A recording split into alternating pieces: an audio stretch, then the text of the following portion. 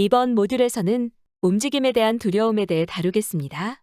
움직임에 대한 두려움은 부상을 당했던 적이 있거나 과거의 심한 통증 경험으로 인해 발생할 수 있습니다. 조금 더 쉽게 말하자면 지금 당장 신체 구조적으로 이상이 없음에도 불구하고 운동이나 신체 활동을 하게 되면 또다시 다치거나 통증이 생길 것 같다는 생각과 불안함을 느끼는 것을 말합니다.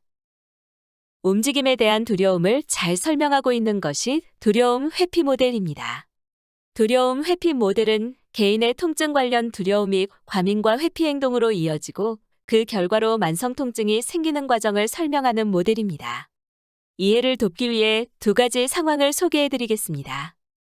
만성 요통을 진단받아 허리 통증을 경험하는 환자가 당연히 회복할 수 있을 것이라는 긍정적인 생각과 느낌을 바탕으로 실제로 조금씩 신체 활동을 하게 되면 더 이상 통증을 두려워하지 않고 일상생활을 유지할 수 있게 됩니다. 하지만 대부분의 경우에서 회피의 모습이 보이게 됩니다. 앞의 경우와 마찬가지로 만성 요통을 진단받았으나 자신이 할 수 있는 것이 없다고 생각하고 아직 일어나지 않은 부정적인 일들을 생각하며 걱정과 불안함이 커질 수 있습니다. 이러한 경우에는 더 이상 아프지 않기 위해 다니던 직장을 그만두거나 이전에 아팠다고 느꼈던 동작들을 전혀 수행하지 않는 등 움직임을 최소화하여 생활하는 방법을 선택하게 됩니다. 이렇게 되면 신체 기능은 점점 더 악화되고 직장을 그만둠으로 인한 경제적 어려움까지 초래할 수 있습니다.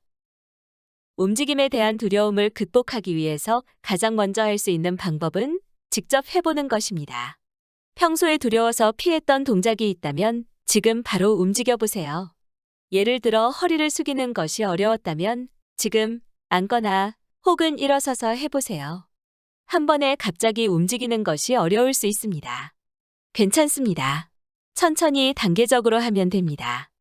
주변에 책상이나 의자가 있다면 손으로 짚고 조금씩 움직여도 좋습니다. 물론 동작을 할 때 통증이 있을 수도 있습니다. 하지만 이것은 심각한 구조적인 문제로 인한 것이 아니기 때문에 결론적으로 내 척추에는 큰 문제가 없다는 사실을 직접 깨달아야 합니다.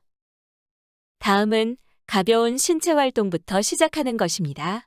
우리의 뇌는 이전에 경험했던 통증에 대한 기억을 여전히 가지고 있습니다. 그렇기 때문에 움직이는 것 그 자체를 위험하다고 생각하게 되는 것입니다. 하지만 가벼운 신체 활동이나 운동을 하면서 더 이상 아프지 않다는 것을 직접 경험해야 합니다.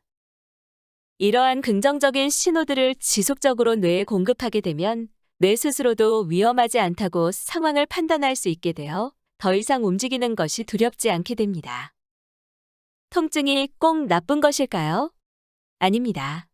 통증이 없다면 실제로 다치거나 손상된 곳이 있을 때 알아차리지 못할 것입니다.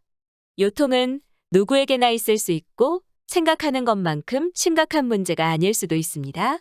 부정적인 생각을 멈추고 가볍게 움직이며 통증 극복을 시작해 보세요.